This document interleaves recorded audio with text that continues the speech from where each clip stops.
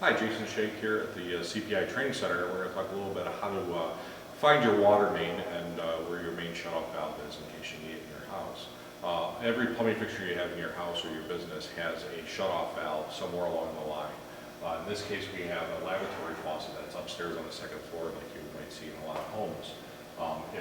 These valves, if you need to work them and repair that lavatory upstairs, if these valves aren't holding, the only way that you can really fix that is to trace these lines all the way back to where the water first comes in the building and use the main shutoff valve. So let's say in this example, I'm trying to work on those labs upstairs. If these valves are not holding or one of them is not holding, I have a hard time tracing this because remember, this is all going to be up in the ceiling and you're not going to be able to see any of this. So then you can see the pipes just going all in circles. They eventually go down to a wall, will head down to your basement. So a lot of times when you have a basement, you can get downstairs and actually find those. Underneath here would be the floor like the basement, and they would come over. And as you get to it, you're going to find something very similar to this. There's really three different models we have here. This is more of a residential. So you got a 3/4 inch water line coming in from the street.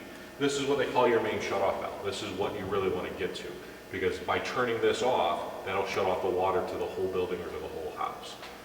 And then you can get back to your lavatory and drain that water down and be able to do the repair and also even fix those valves.